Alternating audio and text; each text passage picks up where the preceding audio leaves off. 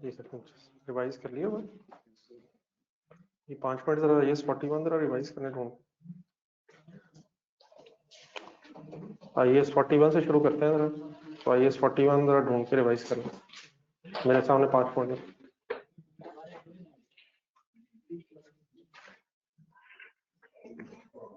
ये इस तरह करें आप लोग, 2-2 चेयर्स का गैप रख लें। अरे खुले खुले जरा बैठो। जिनके साथ वाली चेयर पे कोई है तो उसको उठाने के बजाय खुद उठ जाए। साथ वाले को ना सजेशन दे, खुद उठ जाए। जल्दी डिसाइड करें प्लीज।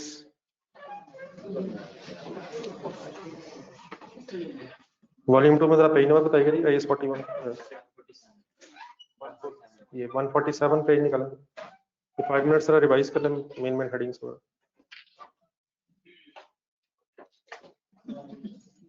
ये होना चाहिए सर, आवाज ठीक है।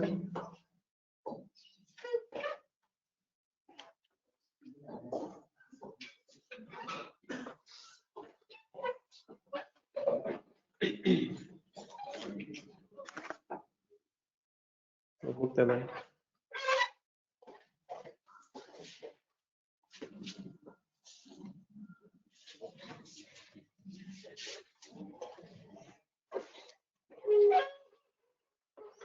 5 मिनट से शुरू करता हूँ तो आप लोग पूरा एक नजर रिफ्रेश कर लें।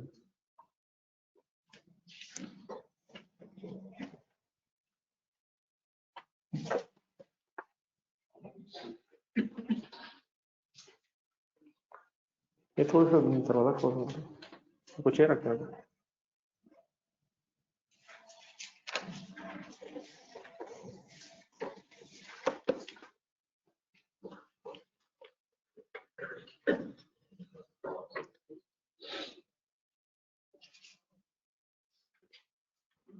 एक नजर वाइज कर लें, मैं बताता हूँ ये कहा।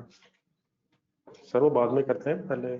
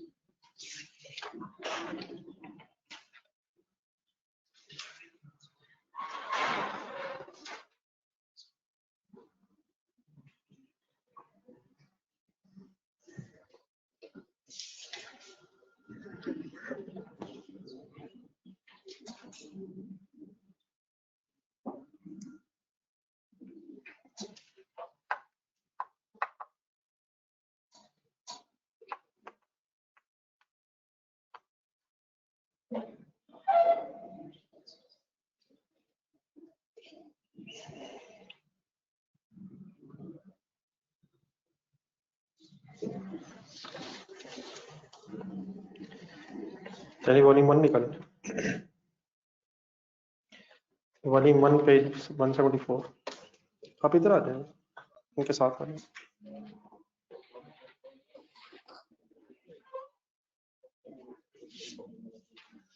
इधर शेयर कर देंगे।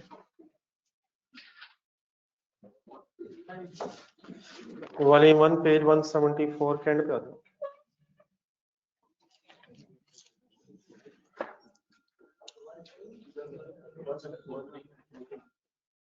ये जो MCQs है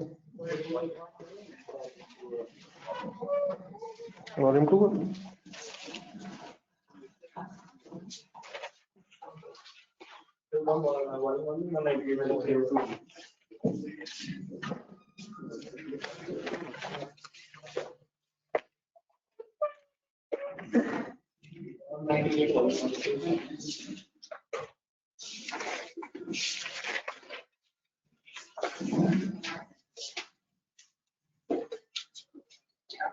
ये ढूंढिए किधर कौन सा पेज है आपके पास? 174 ही है। वॉल्यूम 2 सॉरी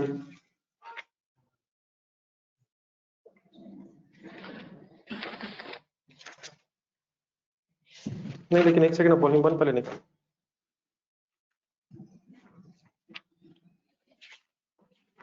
सॉरी एक मिनट।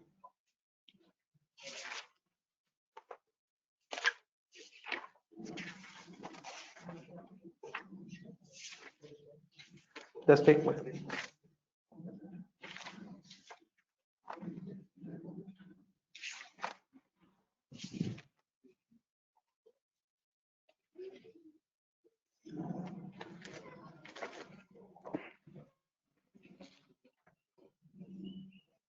जी sorry, volume 2 174। Volume 2 174।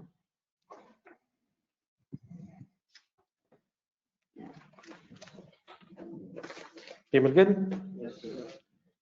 Ji online students, please volume 2 page 174 के एंड से IS 41। अच्छा इस तरह करें, हर एक के लिए कोई एक आध मिनट पहले आप रख लें, अपना अपना ओपिनियन बना लें, देन फिर उसको डिस्कस करके फाइनल कर लेते हैं। तो अपना अपना आंसर अपने तक रखिएगा ताकि बाकी भी सोच लें। जब मैं कहूँगा तब बताइएगा आंसर। चलें बिस्मिल्लाह करेंगे। नंबर 1।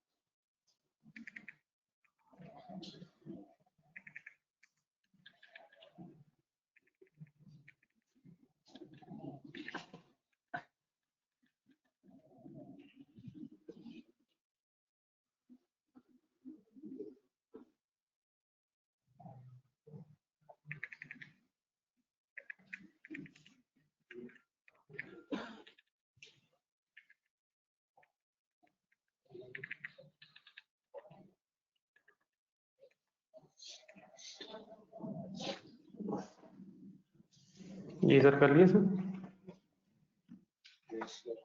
जर्नलिस्ट अपनी ऑप्शंस बताते हैं आप।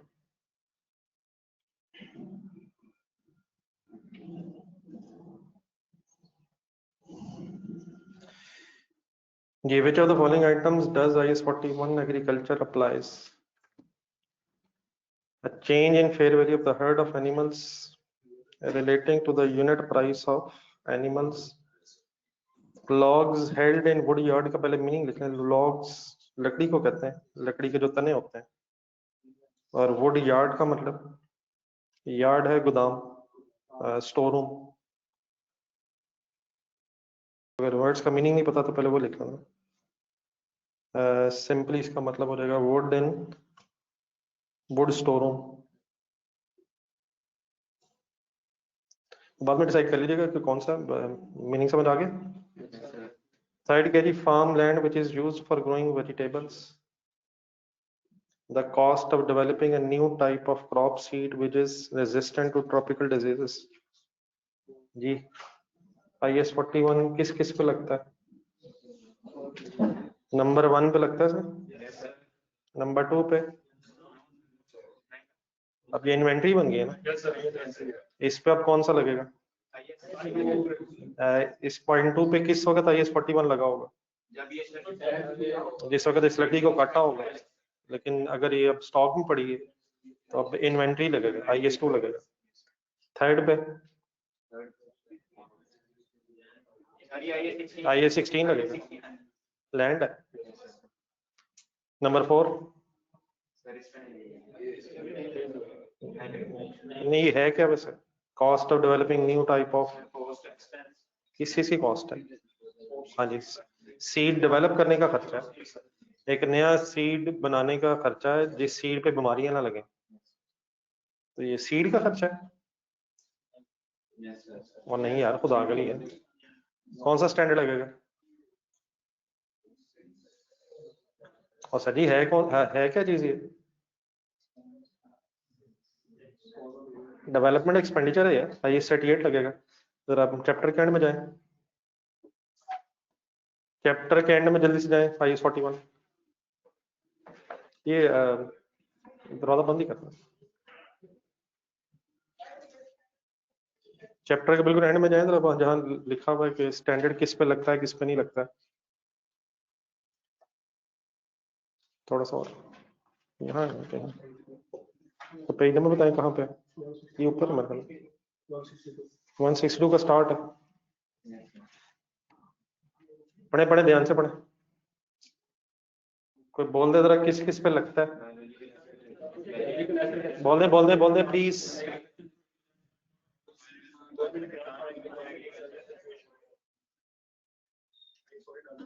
किस किस पे नहीं लगता?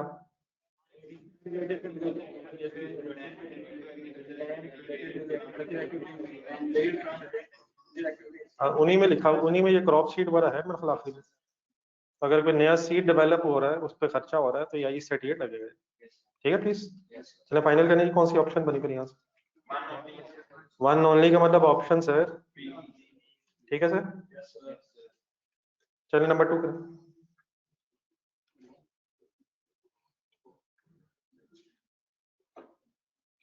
लिसनर्स प्लीज आपकी पार्टिसिपेशन रहनी चाहिए, ऑप्शंस बताते रहे।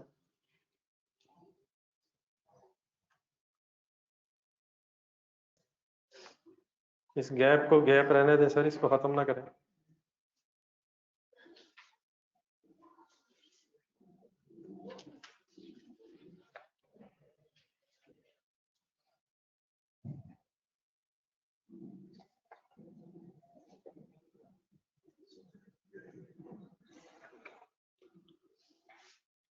टेन सेकेंड्स मोर।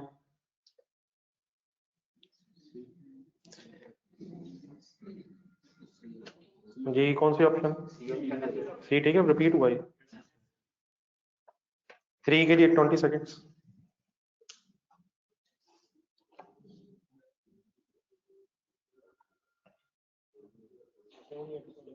अपना अपना प्लीज, जब तक मैंने कहा उस वक्त तक ना बताएं। ये लिसनर्स प्लीज,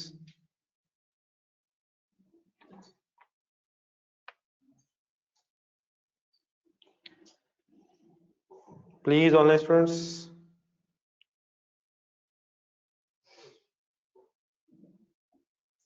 नहीं यार,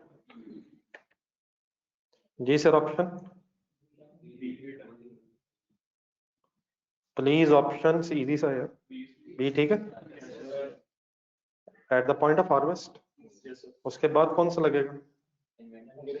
अगर पड़ा हुआ तो IS 2 लगेगा। IS 40 लगता है, 41 सॉरी लगता है एग्रीकल्चर प्रोड्यूस पे। सिर्फ किस वक्त? नंबर 4।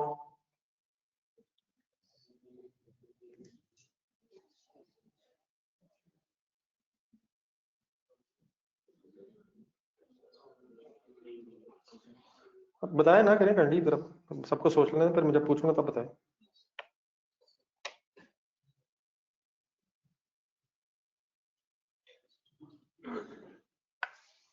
जी ये डेफिनेशन लिखी हुई एग्रीकल्चर एक्टिविटी की, फर्स्ट पेज ढूंढे जरा, एग्रीकल्चर बायोलॉजिकल एसेट्स वाला, उसके नीचे जाए दरमियान में।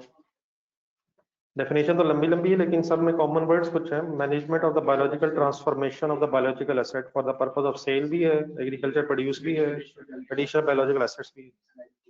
ठीक है, कौन सी ऑप्शन बनेगी? 5।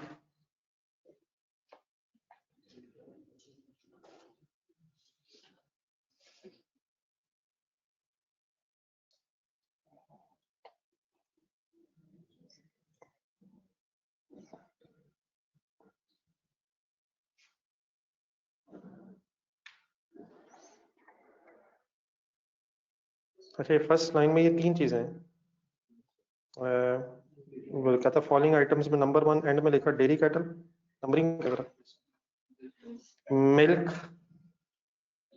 एंड नंबर 3 चीज। 10 सेकंड और।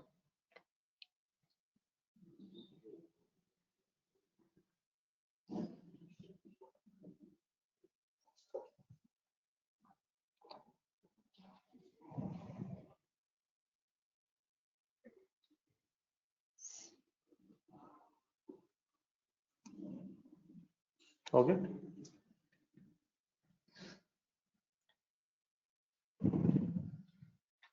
जी सोच ली।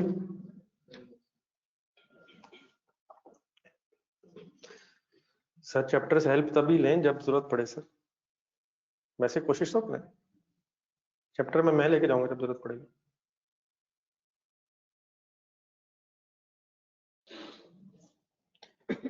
जी सर, ऑप्शन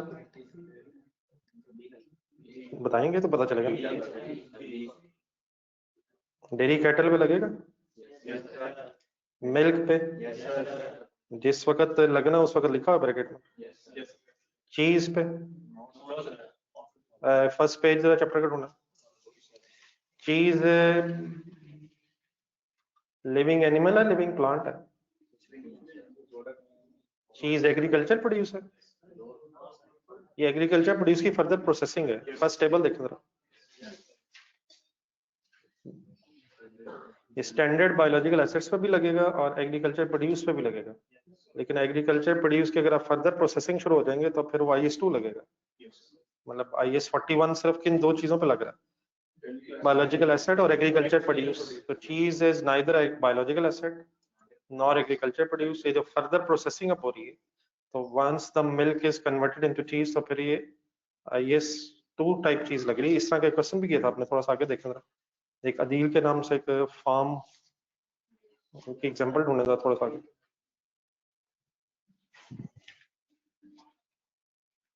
मुझे हाँ एंट्रीज वाला है, एंट्रीज जाके ना थोड़ा सा, हाँ जी काशिफ सॉरी, इसका है आंसर कहीं? एक मिनट जरा ढूंढे आंसर की जरा, एक मिनट रिवाइज करें सर। पेज नंबर पेज 159 पे जो एग्जांपल है इसका काइंडली आंसर भी जरा कहीं ढूंढे रजिस्टर में, रिवाइज करें। अच्छा अब इकट्ठे हुए हैं तो इन चीज़ों को जरा सीरियस लीजिएगा, कोशिश करेंगे कि लिमिटेड से टाइम में मैक्सिमम रिवीजन हो जाए। तो ढूंढे इसका आंसर रजिस्टर में होगा कहीं, बुक्स वगैरह रख लिया करें पास आते हुए लोग, बुक्स रजिस्टर। एग्जाम्पल देख कर जरा डिसाइड करें किस किस वक्त क्या किया आप लोगों ने, उसके बाद फिर क्या किया।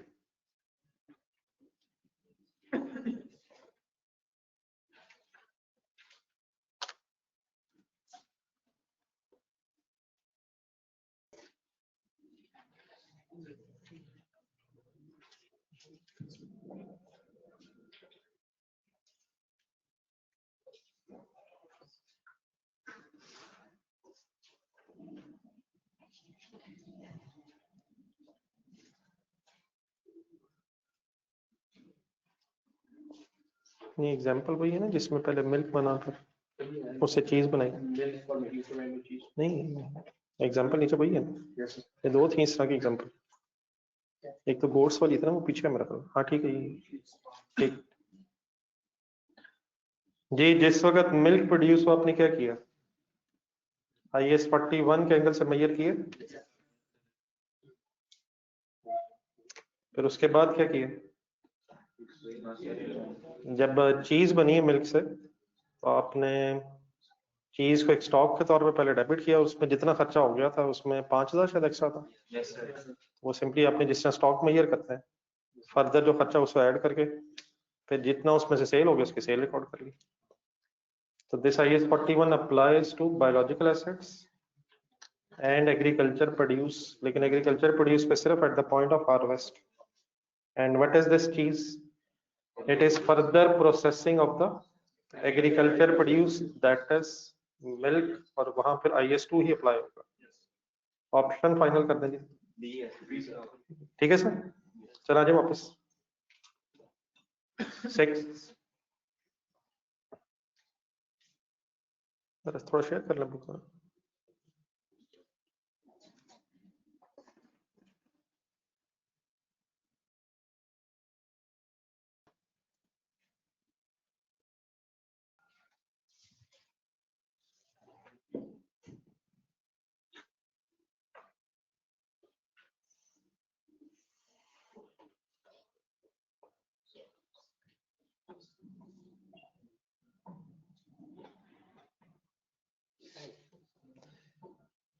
वही नंबर बताना।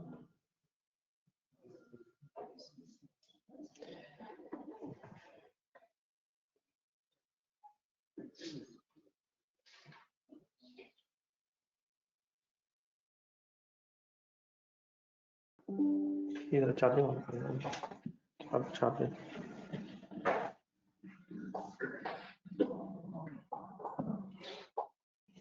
जी ऑप्शन सही होना चाहिए, अभी थोड़ी देर पहले बात हुई।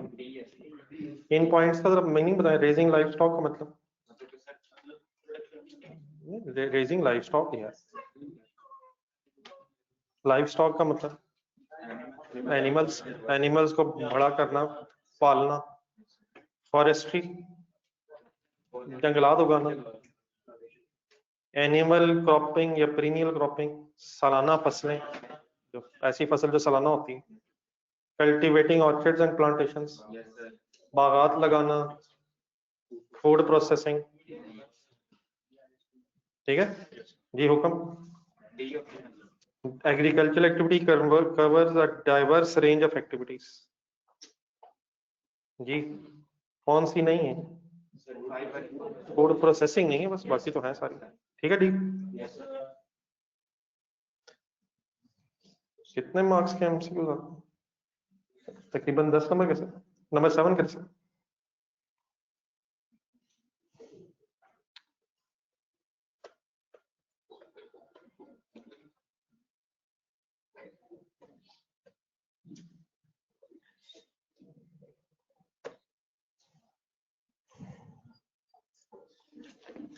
जी कैलकुलेटर निकालें, थोड़ी सी बर्फी है।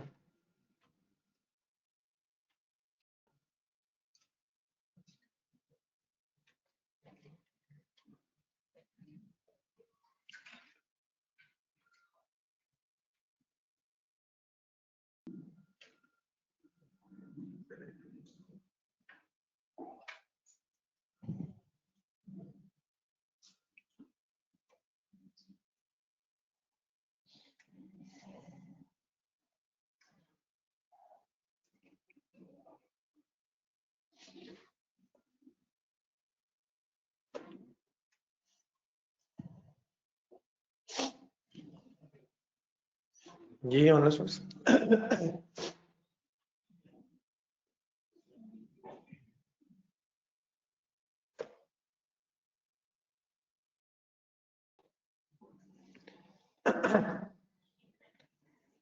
जी ऑप्शन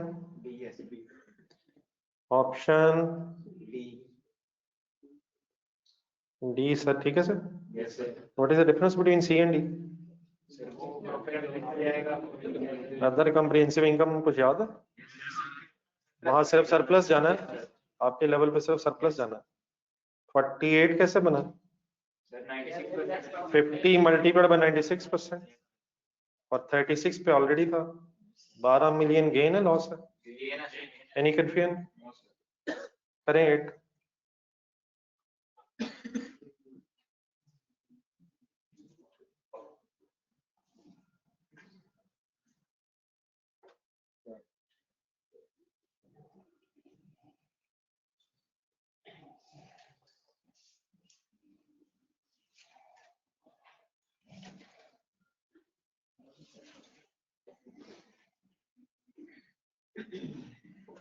चैप्टर का सेकंड पेज ढूंढना जरा, रिकॉग्निशन क्राइटेरिया दिया हुआ 148। बायोलॉजिकल एसेट हो या एग्रीकल्चर प्रोड्यूसर, दोनों का रिकॉग्निशन क्राइटेरिया सेम है। तीन मेन चीजें, control the asset, future benefits, fair value या कॉस्ट पता हो। ठीक है, तो ऑप्शन सी। ओके, जहां जहां मैं पेज नंबर्स कहूँ कर लिखना तो देख लें, ताकि जरा कुछ रिवाइज हो जाए। 9,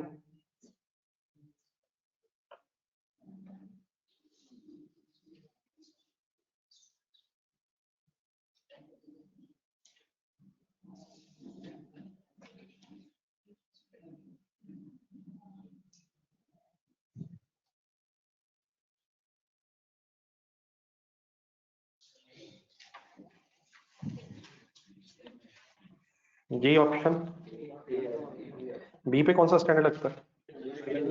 सी पे IS 88 और डी पे पता होना चाहिए यार, पता होना चाहिए, पता होना चाहिए, पता होना चाहिए, वो नहीं है। लेकिन ये क्या है, इरिगेशन सिस्टम क्या चीज है? नहरी निजाम, आप पाशी निजाम, आगे क्या है स्टैंडर्ड कौन सा लगना? प्लीज यार, IS 16 लगना, और कौन सा लगना? ये भी एग्जाम्पल में है किसी में? इरिगेशन सिस्टम, ये इधर ही ढूंढे है, जिधर वो काशिफ था, काशिफ से नीचे वाली एग्जाम्पल देखें कौन सी। ये नीचे है मेरे ख्याल में, इसमें देखें, एफ लिमिटेड में है, इसमें, इसे अगला देखा, इसमें नहीं है, ये उसमें है, वो थोड़ा सा आगे जाए जरा। ये वो जो DH के नाम से एक बड़ा सा सवाल एंड में था है? ये जो आखिर में क्वेश्चन था जरा कम्प्रिहेंसिव सा, ये क्या नाम है इसका? पेज नंबर 165 पे जो दूसरा सवाल है, इसमें है मेरे ख्याल ये नीचे पार्ट सी वगैरह में, या नहीं है? ये पार्ट पॉइंट 165 पॉइंट सी, ये इसी तरह इरिगेशन सिस्टम ही है मेरे ख्याल। क्या पॉइंट है, पढ़िएगा जरा थोड़ा।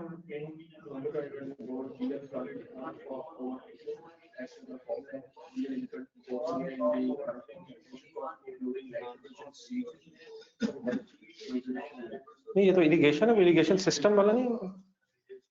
चले बारे, अगर नहीं आया तो इस तरह लिखना ही IS 16 लगेगा मेरा ख्याल है, वैसे कहीं है, अभी जेहन में नहीं मेरा आ रहा। IS 16, वाई IS 16, ये बायोलॉजिकल एसेट है या एग्रीकल्चर प्रोड्यूस है?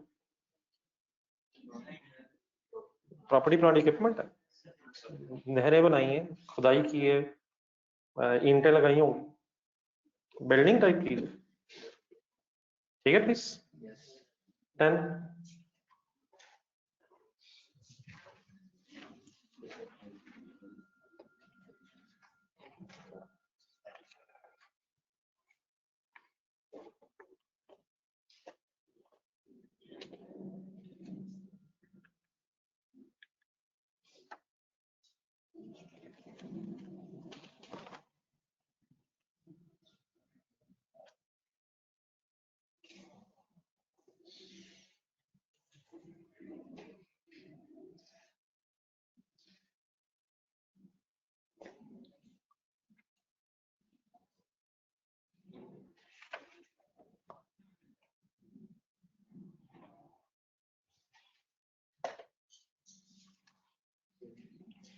इजी है ऑप्शन, ठीक है।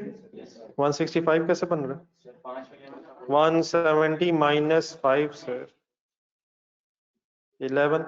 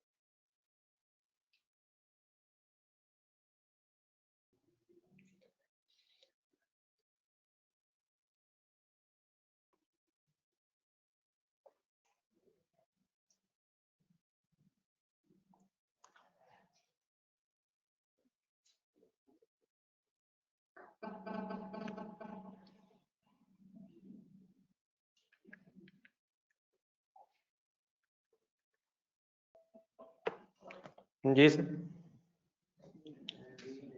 ये जरा ढूंढे अपने बुक में, पेज नंबर बताएं जरा। गवर्नमेंट ग्रांट्स 160, एक टेबल था बना हुआ, पढ़े जरा। Your listeners please.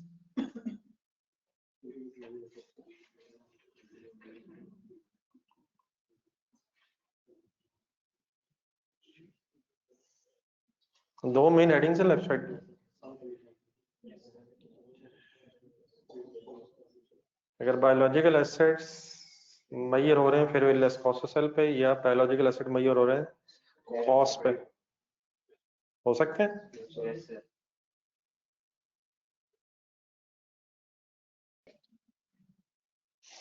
जी, अगर अनकंडीशनल ग्रांट है तो प्रॉफिट लॉस में कब लेके जाए? जब रिसीवेबल हो जाए। कंडीशनल है तो कब लेके जाए? जब कंडीशंस पूरी हो जाए। एसी ठीक है, देख लिया। आए 12।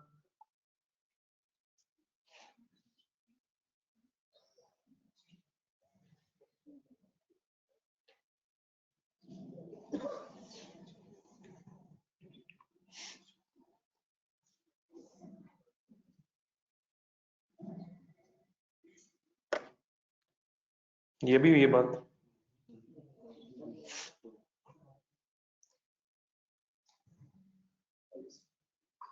ये ऑप्शन बी ठीक है। बी ठीक है सर। ये कौन से बायोलॉजिकल एसेट्स है जो कॉस्ट पे मैयर हो रहे हैं, क्यों? ठीक है प्लीज। 13।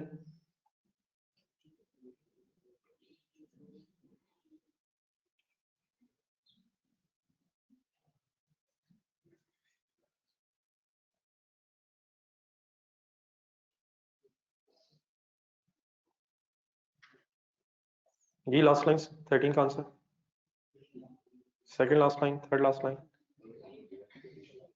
ऑप्शन।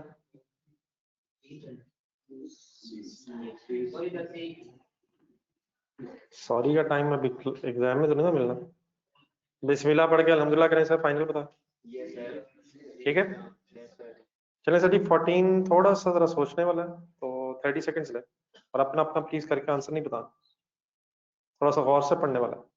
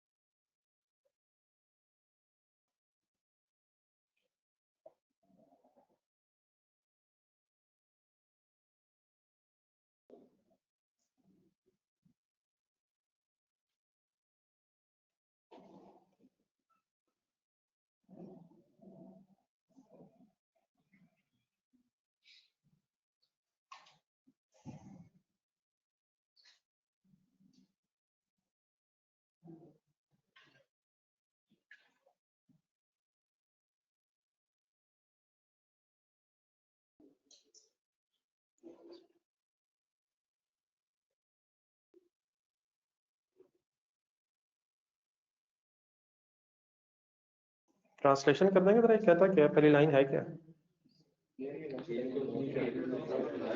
बायोलॉजिकल एसेट्स की इनिशियल रिकॉग्निशन पे गेन लॉस हो सकता है, मे अराइज। नंबर एक, क्योंकि आप उन्हें फेयर वैल्यू पे मेजर करते हुए कॉस्ट टू सेल को लेस कर रहे हैं। नंबर दो, जब नया न्यू कॉफ कॉर्न हो सकता है। As a result of harvesting पे कोई गेन रिकॉर्ड हो सकता है। ये आपसे पूछ रहा हूँ। नहीं, जिस वक्त एग्रीकल्चर प्रोड्यूस की हार्वेस्टिंग होगी तो उस वक्त एंट्री बताएं, उस वक्त IS 41 लगेगा? नहीं, IS 41 लगेगा। इस लम्हे IS 41 लगेगा जिस नंबर पॉइंट नंबर 3 में लिखा हुआ। क्या एंट्री करेंगे? कोई एग्रीकल्चर प्रोड्यूस करेंगे, agriculture produce debit, gain credit, तो आएगा तीनों पे। लेकिन आपसे पूछ रहा है पॉइंट इस फर्स्ट लाइन में बायोलॉजिकल एसेट्स के एंगल से, तो जो नंबर 3 है बायोलॉजिकल एसेट नहीं है। वरना तीनों पे ही गेन आ सकता है इनिशियल रिकॉग्निशन पे, लेकिन हमारा आंसर सिर्फ 1 और 2 इसलिए होगा क्योंकि एग्रीकल्चर प्रोड्यूस का नहीं पूछ रहा, बायोलॉजिकल एसेट्स का पूछ रहा है। वैसे बात पता है आपको ये जो कह रहा है, अगर कोई बायोलॉजिकल एसेट लेंगे शुरू में तो क्या एंट्री करेंगे? अगर कोई बायोलॉजिकल एसेट परचेज किया तो किस अमाउंट पे debit? Fair value less cost of sale पे। कैश किस अमाउंट से क्रेडिट? जो हम पैसे देंगे तो इसमें का डिफरेंस आ सकता है, तो गेन लॉस जो भी होगा प्रॉफिट लॉस में जाएगा। न्यू बॉर्न कॉफ की एंट्री बताएं। बायोलॉजिकल एसेट डेबिट है, गेन क्रेडिट, और इस तरह एग्रीकल्चर प्रोड्यूस पे भी आ तो सकता है इनिशियल पे, लेकिन उसको आंसर में शामिल क्यों नहीं होगा? क्योंकि बायोलॉजिकल एसेट्स के एंगल से बात हो रही है। ठीक है, तो ऑप्शन बी टिक लगा दें। Any confusion? नंबर 15, बस 10 seconds.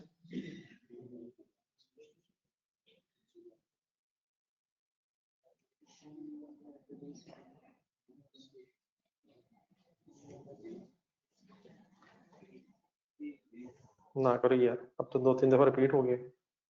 Unconditional grant related to biological asset made at fair value less cost of sale should be recorded as income. Please यार, जी ऑप्शन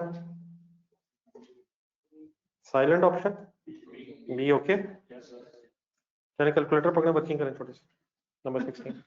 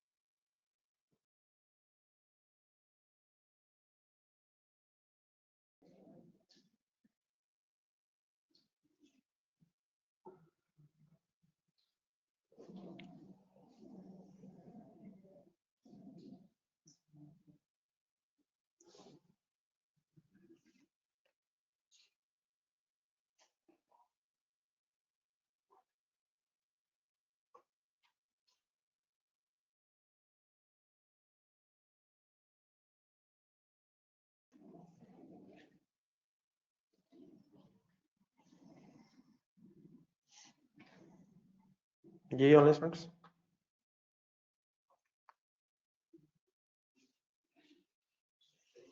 जी सर। काफी कुछ रेलेवेंट भी बीच में एंड में पूछा उसने सिंपली क्या, फ्लॉक ऑफ शीप ने कितने पे आना है, तो 120 मल्टीप्लाइड बाय, क्या ख्याल है, 95%। बाकी ये जो उसने 8 मिलियन दिया हुआ है, इसका क्या होना? नहीं मतलब इसका क्या होना वैसे, ये है क्या वैसे? हाँ जी, ये तो एग्रीकल्चर प्रोड्यूस है ना, तो एग्रीकल्चर प्रोड्यूस उस वक्त 8 मिलियन में मई रही होगी जिस वक्त इसे उतारा है। बाद में अगर स्टॉक में है तो एक अलग बहस हो, लेकिन उसने सवाल सिर्फ किस चीज का पूछा है कि शीप्स ने कितने पे आना है, तो 120 मिलियन उनकी वैल्यू है ईयर एंड पे 31 मार्च, और 5% कमीशन टू सेल है। ठीक है जी नंबर 18। नंबर 18 के लिए आपके पास 2 मिनट है, तसल्ली से सोच लें, जल्दबाजी में गलती हो जाएगी। मैं फिर डिस्कस करता हूँ, पहले अपना तसल्ली से सोचना।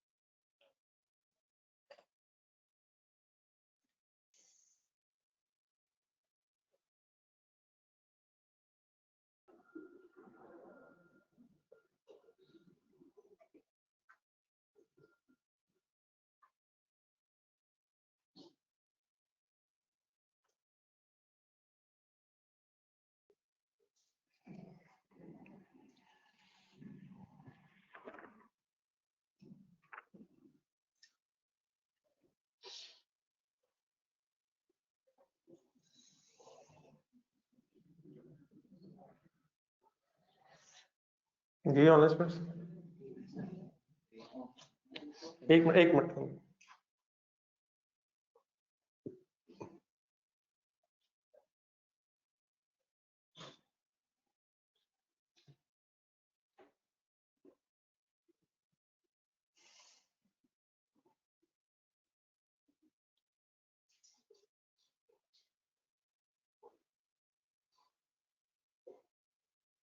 जी मोइन ठीक कह रहे हैं।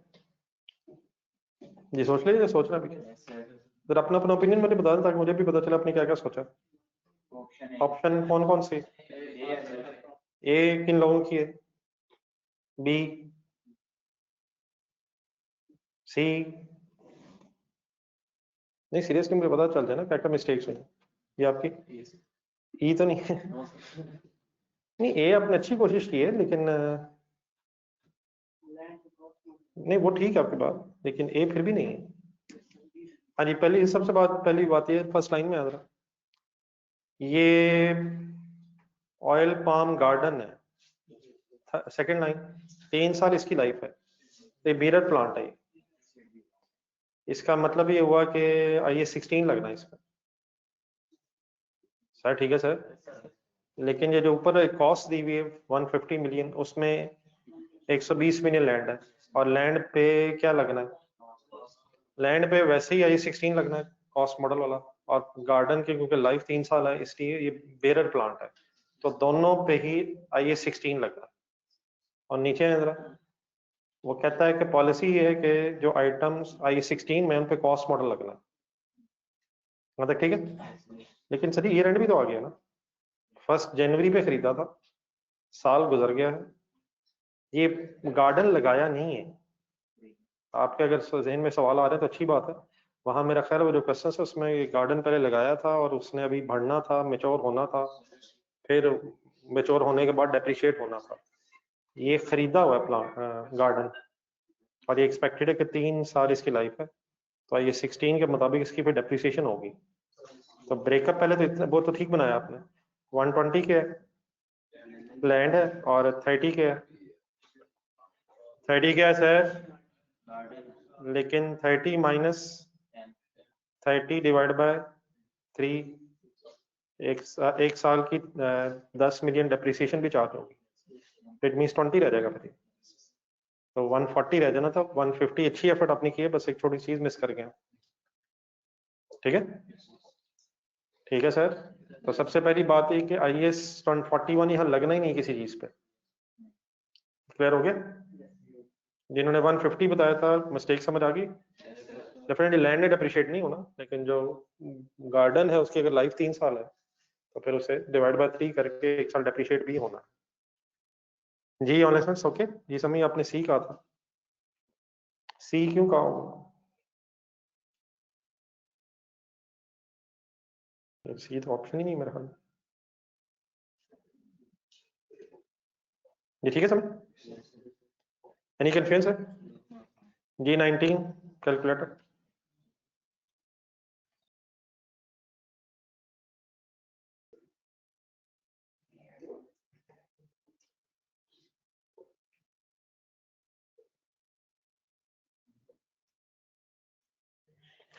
जी कोई नहीं सर, हो जाती कंफ्यूजन।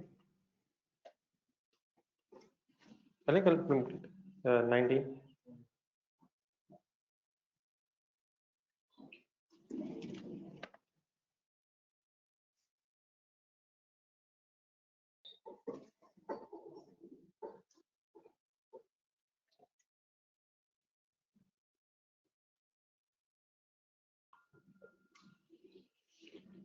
जी ऑल स्टूडेंट्स,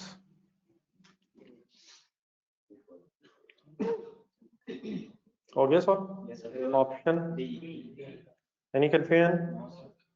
चलें 20 पे लगाएं।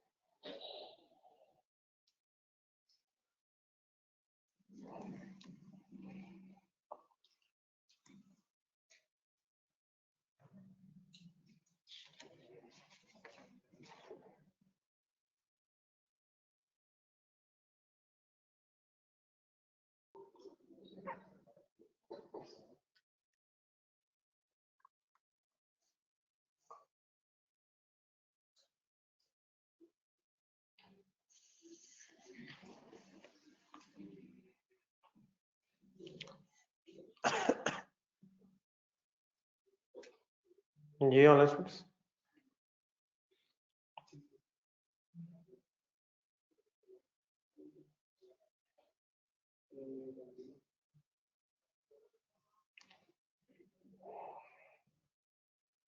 जी पूछा क्या उसने?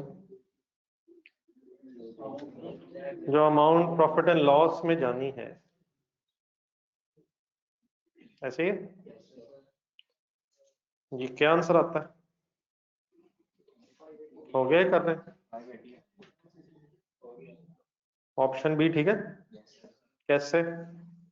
साल के शुरू में कितने एनिमल्स थे सर? कितने थे सर?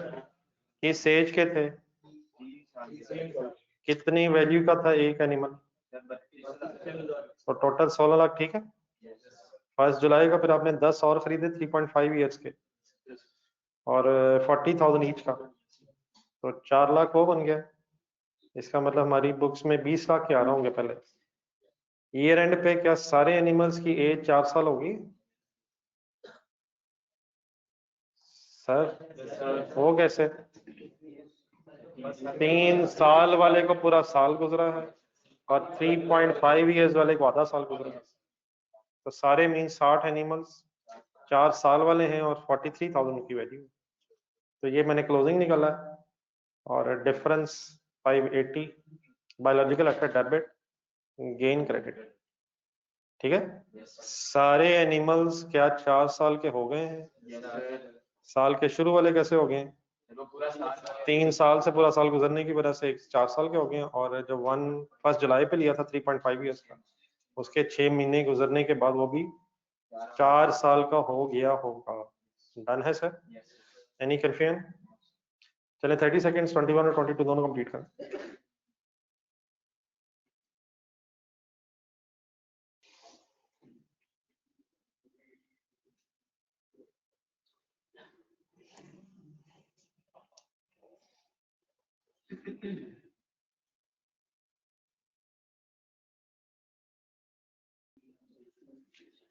रिपीट हो रहे हैं जी सर। 21 का 22 का सर, एनी कंफ्यूजन? चलें कल कोशिश करेंगे कि IAS 38 के साथ IAS 41 का फर्दर टाइम दे दें। तो फिलहाल ठीक है। तो आपका कैश फ्लो का दें, कैश फ्लो है रे बस एक नजर उसका चैप्टर देखना जरा 2 मिनट 2-3 मिनट में। चैप्टर देखने का मतलब मेन हेडिंग्स कम से कम रिफ्रेश करना, ये ना हो कि बाद में आप ये कहते हैं कैश फ्लो में कैश के स्पेलिंग क्या है। तैयारी होगी हुई ना सर, या बस वही रहता है जो मैं पूछ रहा हूँ? ये आप 2-3 मिनट लेकर लें जरा, मेन चैप्टर की हेडिंग्स एक नजर देख लें।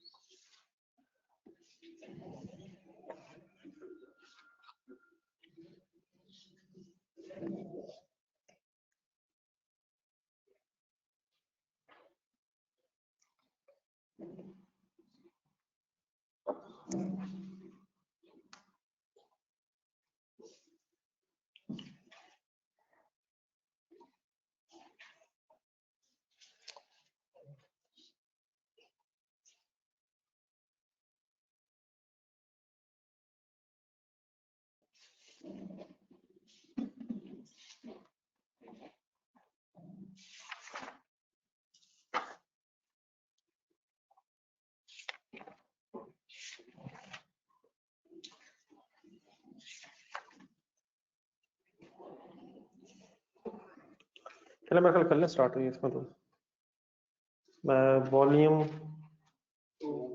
नहीं होगा मेरे ख्याल, सॉरी वॉल्यूम MCQ वॉल्यूम 1 में भी है। एक मिनट 219 पेज ढूंढना जरा वॉल्यूम 1 का, वॉल्यूम 1 में अभी देखिए क्या है, पेज नंबर 219 चैप्टर 11 है ये volume 1 page number 219।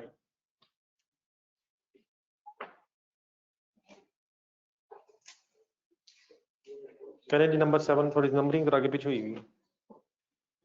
Page number 219 volume 1, बिस्मिल्लाह पढ़ें नंबर 7। कंसंट्रेशन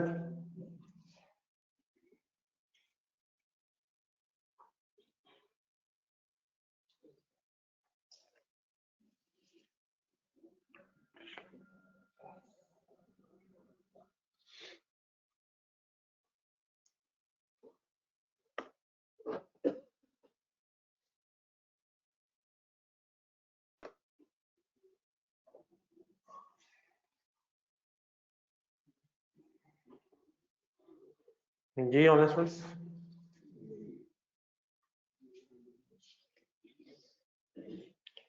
ढूंढना क्या है? 2 इनफ्लोस बोनस शेयर्स,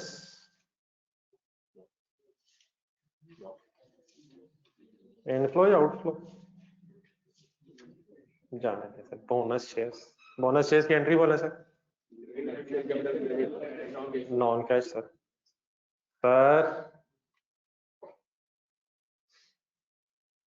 ठीक है सर। ए का तो ताल्लुक ही नहीं सर किससे, बी से।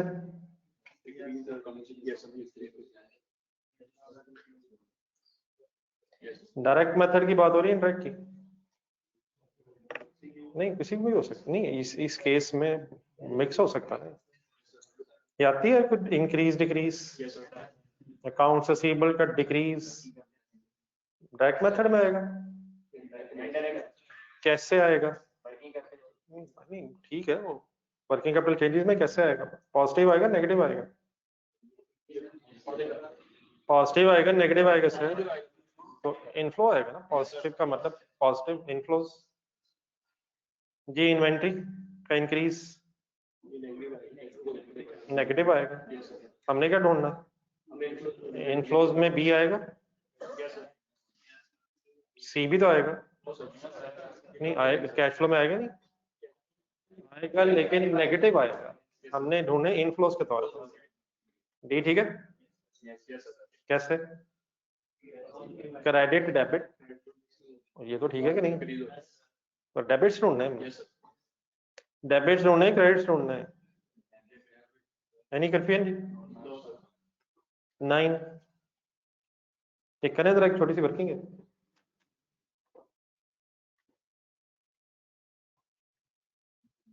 जी ऑनलाइन ठीक है प्लीज। ये समझ आ गया वैसे? 7 में कोई इशू प्लीज?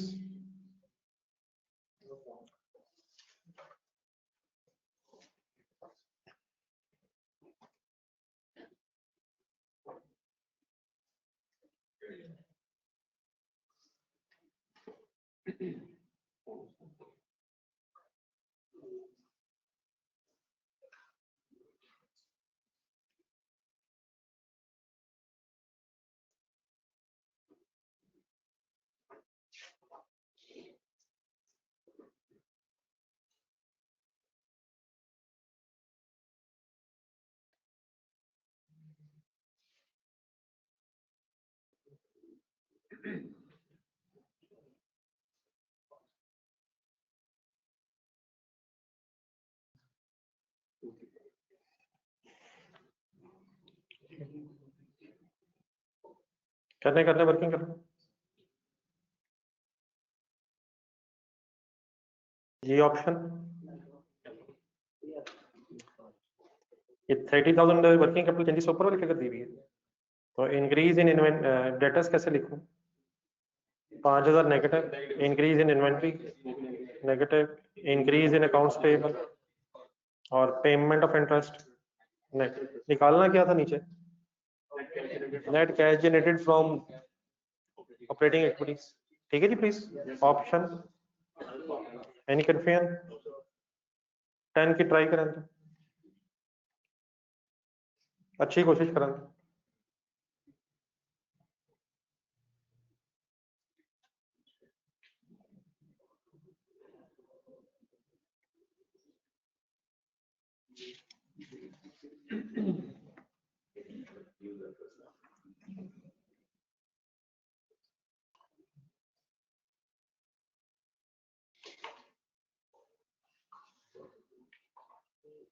ये वाला इसमें साबित है।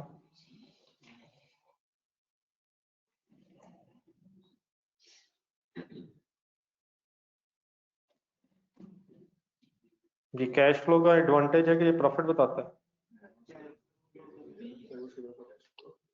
नेट एसेट्स क्या होते हैं जो डी में लिखे हो? नेट एसेट वर्ड याद है?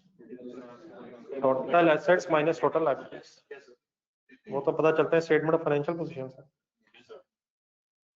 जी ऑप्शन बी है, कैश की इंफॉर्मेशन मिलेगी। It helps users to estimate the future expected cash flow. इस साल की कैश फ्लोज को देख के अगले सालों की कैश फ्लोज को एक्सपेक्टेशन डेवलप की जा सकती है। ठीक है जी, चलिए 11 करें जरा कोशिश।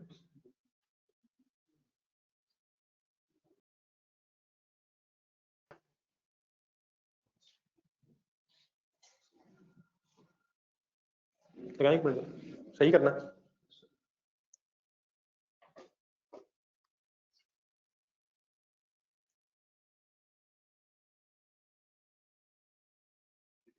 बुक सर तो ले आओ यार लाइब्रेरी में। तो अच्छा फिर आगे आ जाए, बहुत पीछे बैठे हैं आप।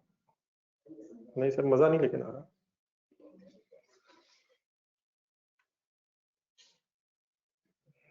Hi sir welcome.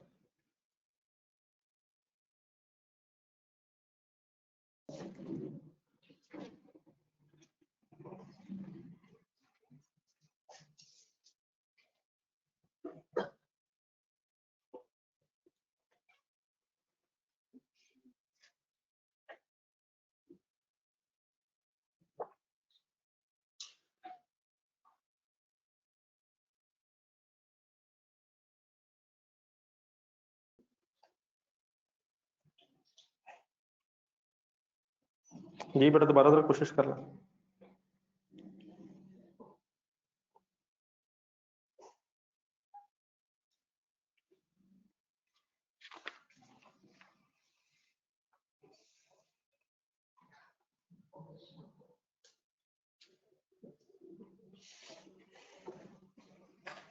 जी सोच लिए जी ऑनलाइन स्टूडेंट्स।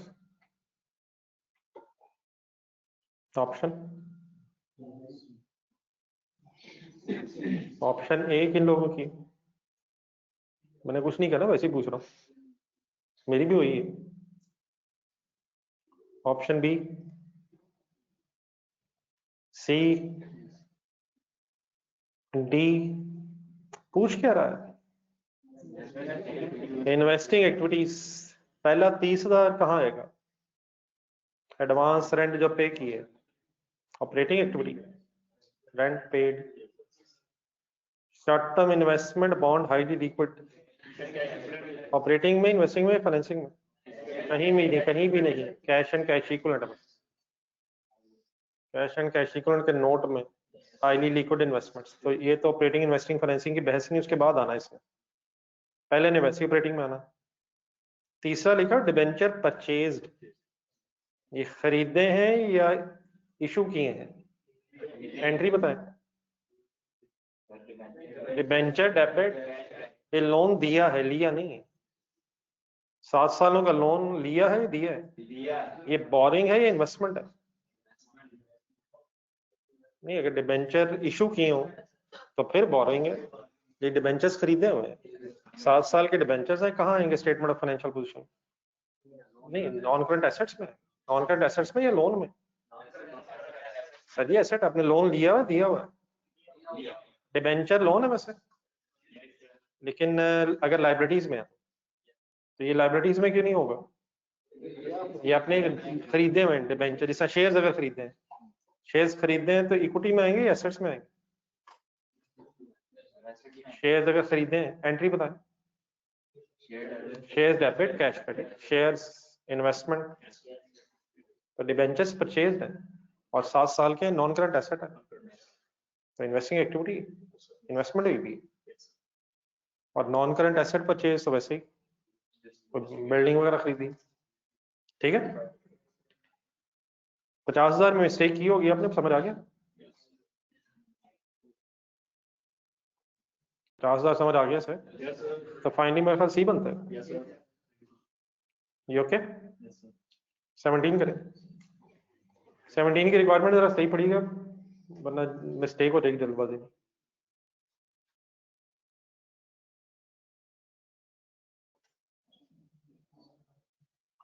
ये मुबीन जरा आंसर दे दो यार। ये 1 मिनट जी, आपको आंसर भी देते हैं।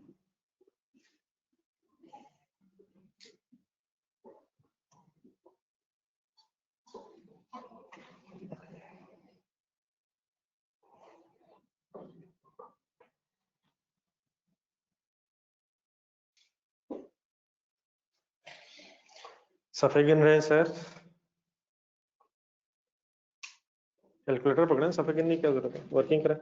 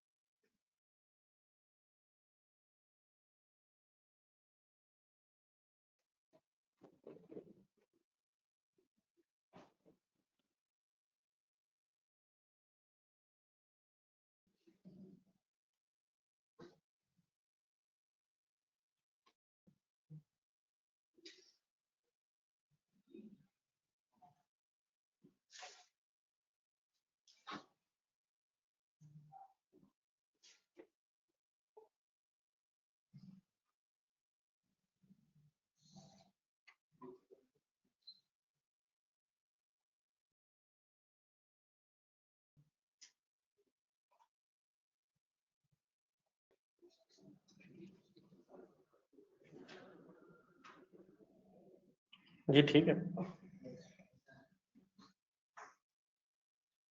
रिक्वायरमेंट क्या है जी? मांग क्या रहा है? क्या मतलब net increase in cash and bank balance? Statement of cash flow जहन में रख के बताएं क्या मांग रहे हैं, कौन सी फिगर मांग रहे हैं? नेट कैश फ्लो मांग रहे हैं, लिखा सादा। नेट कैश फ्लो में इंक्रीज आता है डिक्रीज आता है? नेट कैश फ्लो इंक्रीज आता है या डिक्रीज आता है? दोनों फिगर हो सकते हैं। ये किधर होते हैं नेट कैश फ्लो की फिगर? ऑपरेटिंग में, इन्वेस्टिंग में, फाइनेंसिंग में? इन तीनों के एंड में opening and closing balance of cash and cash equivalents ऊपर, सही है? तो सारी फिगर से लिखनी चाहिए, तीनों का मिला के कहा जा रहा है, ऑपरेटिंग, इन्वेस्टिंग, फाइनेंसिंग का टोटल कहा जा रहा है। तो ये सारी फिगर आनी, डेप्रिसिएशन एड बैक हो जाएगी, ठीक है। मशीनरी की परचेज मैंने नीचे इसलिए लिखी है कि जरा इन्वेस्टिंग एक्टिविटीज में आनी है। 32,000 सॉरी 45,000 अकाउंट्स रिसीवेबल में इंक्रीज है, नेगेटिव आ जाएगा। इन्वेंट्री का इंक्रीज क्रेडिट आ जाएगा, और क्रेडिटर्स का इंक्रीज पॉजिटिव आ जाएगा। क्या आंसर बनेगा? ऑप्शन बी, ठीक है। नहीं कंफ्यूजन जी, ये साथ लिख लीजिएगा, नेट कैश फ्लो की बात हो रही है, नेट इंक्रीज, ऐसे इंक्रीज ही है डिक्रीज है? नहीं, इस वक्त इंक्रीज ही बन रहा है, डिक्रीज बन रहा है, ये कैसे पता चला? पॉजिटिव आंसर आ रहा है, नेगेटिव भी आ सकता है अगर आउटफ्लो ज्यादा हो। जी 19, यार मेरे मौला डिस्पोजल आ गई,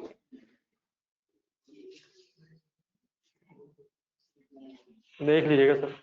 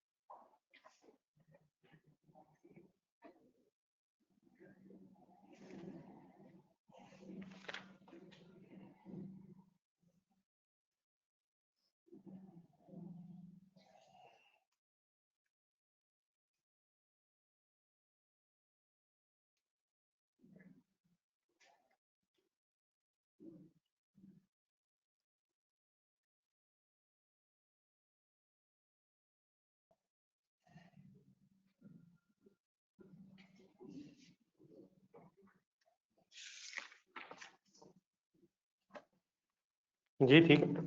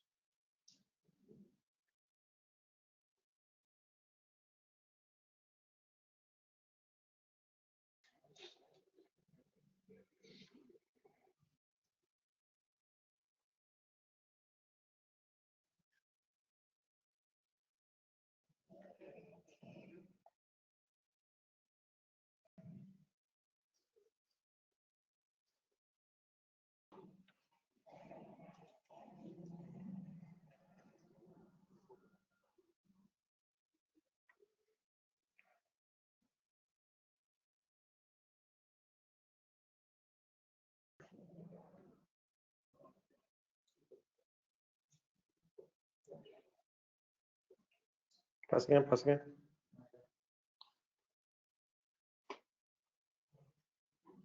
जी सर। जी ऑनलाइन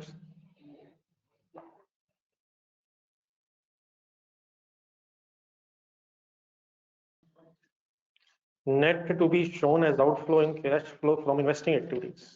नेट करके क्या शो होना है as an outflow investing activities में। जी सर, एक एसेट अकाउंट बन सकता है एडिशन के लिए। कॉस्ट पे बनाया मैंने, डब्ल्यूडीवी बनाया, कॉस्ट ही का डाटा है जी। एडिशन आएगी 2 लाख। डिस्पोजल कॉस्ट पे रिकॉर्ड होगी या डब्ल्यूडीवी पे? वो क्यों? कॉस्ट का लेजर अलग है यार। ठीक है सर, तो 2 लाख तो आउटफ्लो होगा और डिस्पोजल है कोई है, उसका कैश ढूंढ सकते हैं आप डिस्पोजल अकाउंट बना के। 70 निकाल लेंगे सर। 2 लाख कैसे नजर आएगा? नेगेटिव कैश फ्लो में और 70,000 पॉजिटिव, तो नेट करके 1,30,000 आउटफ्लो नजर आएगा। ठीक है जी। Any confusion sir? Any confusion the figures?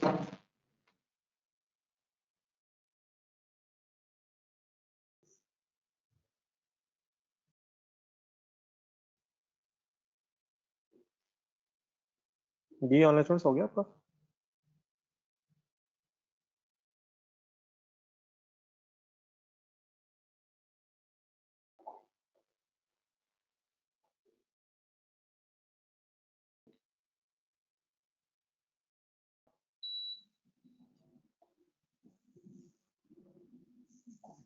जी ऑनलाइन स्टूडेंट्स हो गया आपका? प्लीज आवाज का इशू तो नहीं बना? ऑनलाइन स्टूडेंट्स आपसे पूछो, लाइट जरा प्रॉब्लम हुई थी। जी sir, option please final. Option option A okay sir. चलिए आगे चलो। 20th।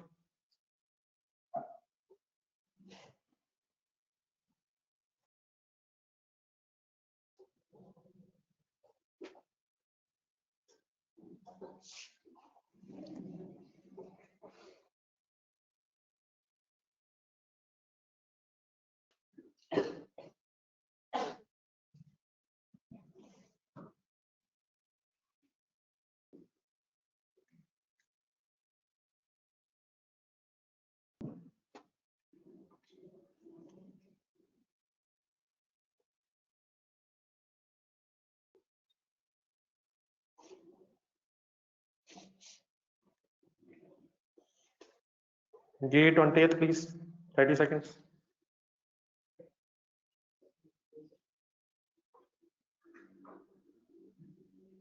थोड़ा सोचने वाला।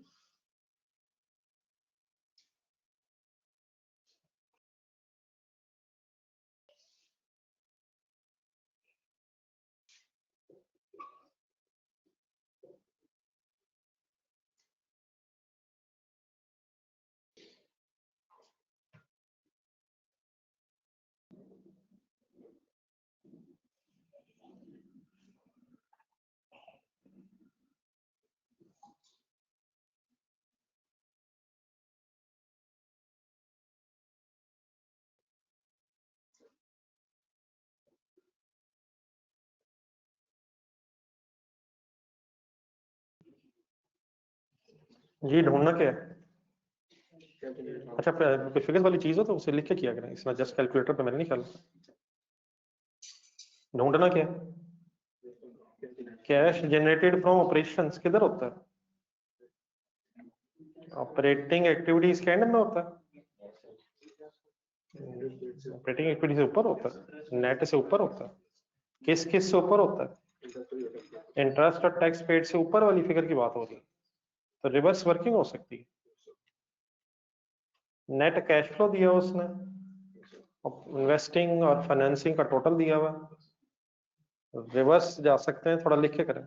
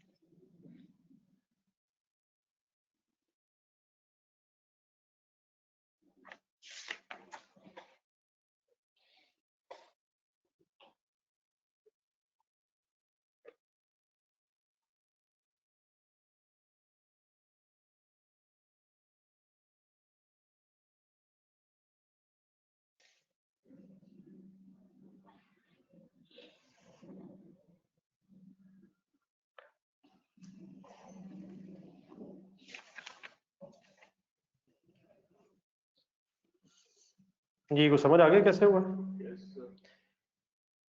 जी वापस जाना सर,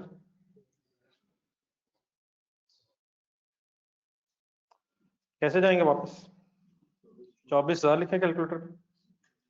अब वापस जाते हुए जो चीजें ऊपर से नीचे आते हुए ऐड हुई हुई है, शायद सोचा जरा, जो प्रॉफिट से नीचे आते आते ऐड हुई है फिगर्स, और जो लेस हुई है वो रिवर्स जाते हुए क्या होगा?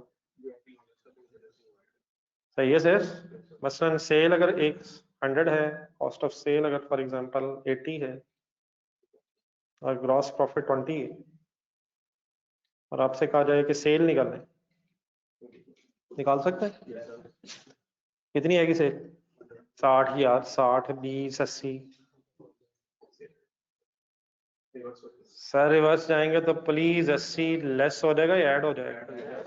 तो उसी तरह यहाँ से रिवर्स हो जाएगा, तो 24,000 प्लस या माइनस, चलिए जिस तरतीब से लिखा हुआ है यहाँ, -145। ये करें वापस जाए, पहले मुझे ऑपरेटिंग एक्टिविटीज का टोटल बताएं, net cash flow from operating activities 39, यहाँ तक शायद 39 आएगा।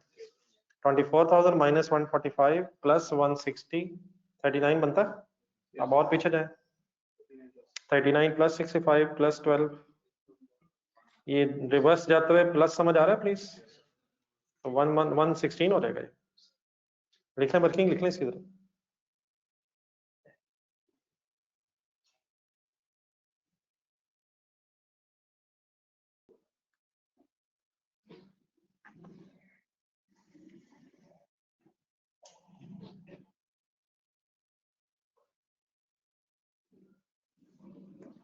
Any confusion? No, sir. Any confusion in this plus minus? Any confusion in the requirement? ढूंढना क्या था? Cash generated from operations, interest और टैक्स पेड से ऊपर वाली फिगर ढूंढनी थी ऑपरेटिंग एक्टिविटीज में। चले आगे 21, बिस्मिल्लाह पढ़ के गैस कीजिएगा अगर वैसे समझ आए।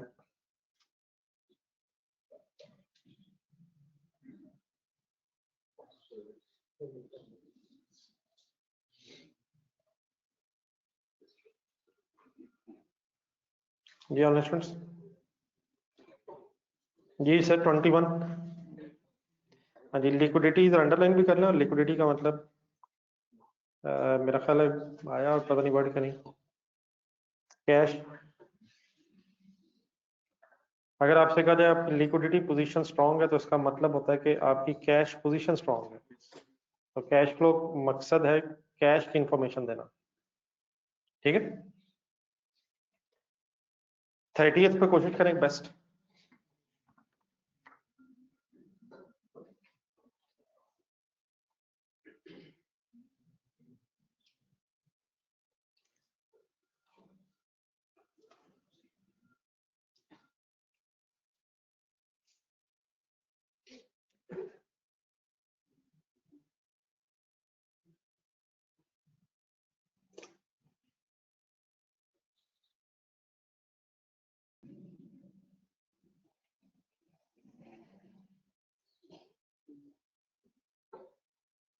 ढूंढना क्या है? कैश में इजाफा जी ढूंढना। ए से इजाफा होगा ना यार, इनफ्लो होगा आउटफ्लो होगा सर, पहले डी पे है, डी से क्या होगा? हाँ जी, क्रेडिट पे बेचा है अभी फिलहाल कैश, ना बढ़ेगा ना कम होगा, सेल बढ़ेगी। जी बी, इसका मीनिंग बताएं। बैंक ओवरड्राफ्ट फैसिलिटी मिली है तो कैश बढ़ेगा ना यार, कैश तब बढ़ेगा जब पैसे आएंगे। ये उसी तरह जिससे सैंक्शन लिमिट वर्ड होता है, बैंक ने एग्री कर दिया कि पैसे देने, जितने पैसे देने, तो बैंक जब पैसे देने एग्री कर देगा तो उससे पैसे नहीं बढ़ेंगे, जितने पैसे अब उसमें से लेंगे उससे पैसे बढ़ेंगे। ठीक है, सी वैसे ठीक था मेरा ख्याल। जी समझ, आपको समझ आ गया जी? सी ठीक है, सी लिखा गया हुआ वैसे। पे करने से तो पैसे कम हो जाएंगे, उसके पे करने से हमारे पैसे बढ़ जाएंगे। यानी कन्फ्यूजन। चलिए 31 की एक बेस्ट एफर्ट करनी है आपको, जरा मैंने चेक करना है गेस भी कैसा है।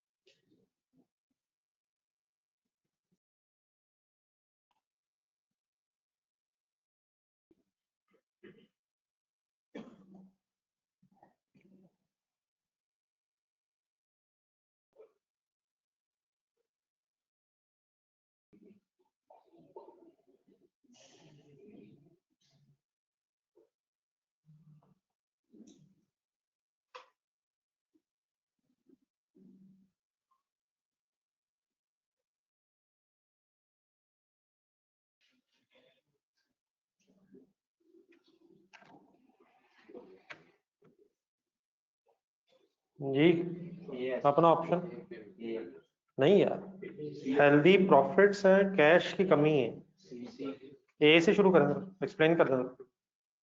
ए से कैश की कमी होगी, डिलेइंग पेमेंट्स टू क्रेडिटर्स, पैसे ना देने से तो कैश शॉर्टेज नहीं होगी, क्रेडिटर्स को पैसे देने में डिले कर रहे हैं तो उससे कैश कम हो जाएगा, उससे तो बढ़ेगा। नहीं, आपने बताना है कि which of the following events could account for this, कौन सा वो इवेंट है जिससे जिससे ये पता चले कि ये हुआ है, कंपनी प्रॉफिट में है लेकिन कैश की कमी है, तो वो कौन सा इवेंट है जिससे पता चलेगा कि ये मसला है? तो पॉइंट ए से मसला है, इससे तो कैश बढ़ा होगा जी। Second, shortening of credit period granted to debtor का मतलब बता।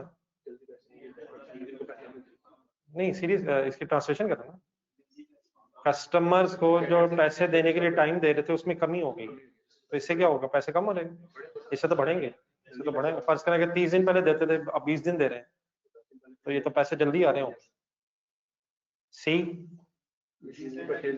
मशीनरी खरीदने से कैश की कमी हो जाएगी, लेकिन डी, इसका मीनिंग बताए, increase in dividend propose by director. हाँ उसमें से, उसमें उसको प्रपोज ज्यादा करती है, तो जब पेमेंट होगी कैश तब कम होगा। प्रपोज्ड वर्ड आया होगा कहीं ना कहीं पहले, propose simply means declared, dividend declared by directors, dividend declare कौन करता है, लेकिन डिविडेंड डिक्लेयर करने से कैश की कमी नहीं होगी, जब पेमेंट होगी तब कमी होगी। तो सी ठीक है। तो ट्रांसलेशन किया करें थोड़ी सी अपने, मतलब ऐसे नहीं बस बिस्मिल्लाह अल्हम्दुलिल्लाह ठीक है ओके, लेकिन पहले ट्रांसलेट तो करें ना कि चाहिए क्या। चले 32 के एक बेस्ट एफर्ट करें।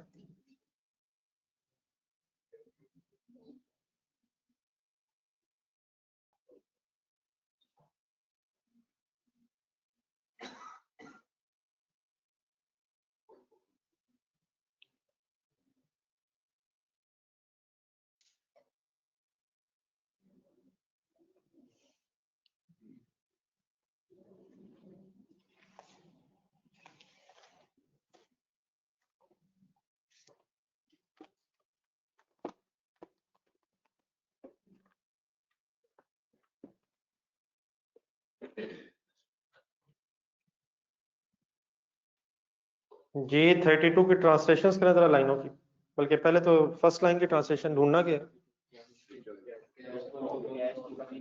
हाँ जी, कौन सी which one of the following, नीचे वाली कौन सी कंपनी ऐसी है जिसे cash flow problems most likely हो सकती हैं, is most likely to run, कौन सी कंपनी कैश फ्लो प्रॉब्लम में जा सकती है, ज्यादा लाइकली किसका है। जी पढ़ लें चारों, पहले ट्रांसलेशन करें एक ही। कंपनी लॉस में है, एक कंपोनेंट बनाती है गवर्नमेंट के लिए। बी प्रॉफिटेबल रिटेलर है, अबाउट टू एम्बार्क, खतरनाक कुछ वर्ड्स हैं, ऑन एम्बिशियस एक्सपेंशन प्लान। हाँ जी, एक रिटेलर को कंपनी है जिसका एम्बार्क का इरादा है, इंटेंशन, मीनिंग लिखना जरा, या आप बताएं बल्कि एम्बार्क, मेरे तो खाली सेंस में। ट्रांसलेशन करें चलो। एम्बिशियस एक्सपेंशन प्लान का मतलब क्या होगा। नहीं नहीं, मतलब एम्बिशियस एक्सपेंशन प्लान तो ठीक है ना, नहीं अगर आपसे कह रहे हैं बड़े एम्बिशियस है तो मतलब बहुत जज्बाती है, तो जज्बाती किस्म के एक्सपेंशन का मतलब ठीक ठाक बड़ी एक्सपेंशन। एक्सपेंशन प्लान, तो एक्सपेंशन प्लान का मतलब क्या होगा, बड़ा, लेकिन एम्बिशियस मींस बड़े पैमाने, बहुत बड़े पैमाने। आप पढ़ाई के हवाले से बहुत एम्बिशियस है, आपने बड़े एम्बिशियस टारगेट रखे हुए हैं कि मैंने एक अटेम्प्ट में कैफ करना है, it is very ambitious target. इतने एम्बिशियस होना तो हो जाए, लेकिन नहीं, एम्बिशियस का मीनिंग समझाना चाह रहा हूँ जरा, खतरनाक हद तक जज्बातियत। जी अब पूरी ट्रांसलेशन करें जी। बी को रिटेलर है जो प्रॉफिट में है, क्या इरादा है, ठीक बड़ी एक्सपेंशन का इरादा। जी को कैश फ्लो प्रॉब्लम आ सकता है। डी सी पढ़े, company that which has recently sold part of its operations so that it concentrate on its core activities, इससे कैश प्रॉब्लम आएगा या शायद मसला हल हो जाएगा, इससे तो कैश बढ़ जाएगा। Reasonably profitable long establish company with no expansion plan, आपने ढूंढना क्या था काइंडली एक दफा बता दें। इसमें सर बी बी पर टिक लगाए, जिस कंपनी ने फ्यूचर में एक्सपेंशन करनी है उसे ठीक ठाक कैश चाहिए होगा, तो उसका खदशा होगा कि उसे कैश फ्लो प्रॉब्लम्स ना आ जाए, उसे जरूरत होगी कि वो अरेंजमेंट करे, पैसे कहाँ से लेने हैं, बैंकों से लेने हैं, शेयर इशू करने हैं, तो उसे कैश फ्लो प्रॉब्लम्स। अच्छा ये भी नहीं हम कह रहे कि जरूर होगी, लाइकली है, इन चारों में से कौन सी कंपनी ज्यादा लाइकली है कि कैश फ्लो प्रॉब्लम में चली जाए, तो उस एंगल से चारों में आंसर है। ठीक है, नहीं डी में तो उसका कोई इरादा ही नहीं है, प्रॉफिटेबल कंपनी है, एस्टेब्लिश कंपनी है, कोई फ्यूचर इरादे नहीं है, तो कम चांस है। मैं ये नहीं कह रहा इसमें, ये बात नहीं हो रही कि ए सी डी में कैश फ्लो प्रॉब्लम आ नहीं सकता, लेकिन मोस्ट लाइकली किस में आ सकता, ज्यादा खतरा किसको रहेगा, लीस्ट लाइकली है ये, तो हमने ढूंढना था मोस्ट लाइकली। ठीक है, जैसे ज्यादा, ये भी नहीं कह रहा अच्छा उसे जरूर आएगा, लेकिन ज्यादा लाइकली ये है कि उसे कैश फ्लो प्रॉब्लम आ सकता है। ठीक, नहीं अनसर्टेन हो जाए तो इसलिए तो कर रहे हैं, अब इंशाल्लाह अब देखेंगे कभी, मैं कुछ होमवर्क भी देता हूँ आपको, तो बहुत सारे तो रिपीट हो जाते हैं, तो कम से कम जो रिपीटेड है वो गलत ना हो, बाकी जहाँ नहीं वहाँ बिस्मिल्लाह करके तो सारे याद है।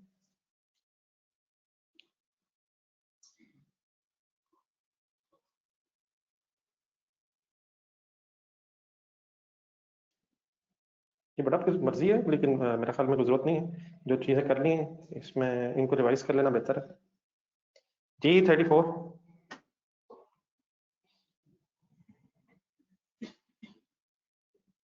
क्वेश्चन जितना मर्जी करना है, अपने एग्जाम में एक नई सिचुएशन को हैंडल करना, तो बेहतर ये है कि जो चीजें होंगी उन्हीं को दोबारा रिफ्रेश कर लिया जाए। जी नंबर 34,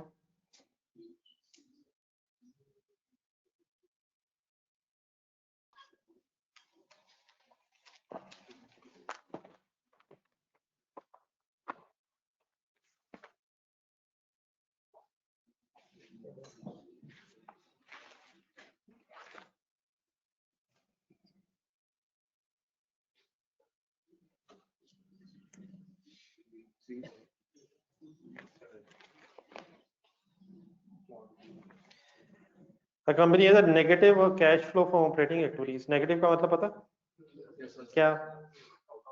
आंसर नेगेटिव आया, मींस आउटफ्लो ज्यादा।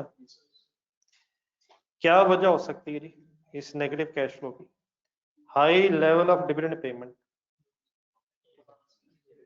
ये वजह क्यों नहीं हो सकती? इन्वेस्टिंग नहीं, फाइनेंसिंग। नॉर्मली ये डिविडेंड फाइनेंसिंग में जाता है, लेकिन वैसे ऑपरेटिंग में भी आ सकता है। पता है किसी को? अलाउड है, लेकिन नॉर्मली फाइनेंसिंग एक्टिविटी है, तो इससे फाइनेंसिंग एक्टिविटी में कैश कम होगा, ऑपरेटिंग में इससे नहीं होगा। Substantial investment in fixed assets, इससे इन्वेस्टिंग में कमी आएगी। Sudden increase in credit sale, नहीं, इससे क्या होगा? इससे डेटर्स ज्यादा होंगे, और डेटर्स के इंक्रीज होने से कैश फ्लो में नेगेटिव फिगर आएगी। चौथा, लोन की रीपेमेंट से फाइनेंसिंग में कमी आएगी। सही समझ आ गया? कैसे बताएं दोबारा? डेटर्स बढ़ने से, डेटर्स डेबिट होने से कैश फ्लो में क्रेडिट फिगर आ जाएगी। बहुत ज्यादा अगर सडन इंक्रीज आया तो उससे ऑपरेटिंग, इन अदर वर्ड्स शायद हमने सिंपली ये देखा कि किस एक्टिविटी ने ऑपरेटिंग में आना है, और फिर ऑपरेटिंग में किस तरह से आना है, पॉजिटिव आना है या नेगेटिव आना है। तो बाकी ये जो पहले ये दोबारा बता दें, ए कौन सी एक्टिविटी? फाइनेंसिंग। बी और डी फाइनेंसिंग है। सिर्फ सी हो सकती है, और वो भी शायद इनडायरेक्ट मेथड में। इनडायरेक्ट में या डायरेक्ट में? चलें सर, कल का एजेंडा हमारा फाइनल अकाउंट्स का एक पेज आपके साथ शेयर हुआ होगा, तो देखिए कल इंशाल्लाह कोशिश करेंगे। IAS 41 पे थोड़ा सा टाइम और जो नॉर्मली छोटे स्टैंडर्ड्स होते हैं, इनमें से ज्यादा चांसेस होते हैं MCQs के, तो IAS 41 के भी कुछ दोबारा कर लेंगे। वैसे फाइनल अकाउंट्स और IAS 38 पे टाइम देंगे, तो अपनी तरफ से थोड़ी सी रिवीजन करके आएगा। एक छोटा सा मेरी तरफ से जरा कैश फ्लो का होमवर्क रख लें। एक पेज पहले भी मैंने दिया था, वो मेरा डिस्कस नहीं मैं कर सका। जो कैश एंड कैश इक्विवेलेंट से हवाले से एक पेज वॉल्यूम 2 में जरा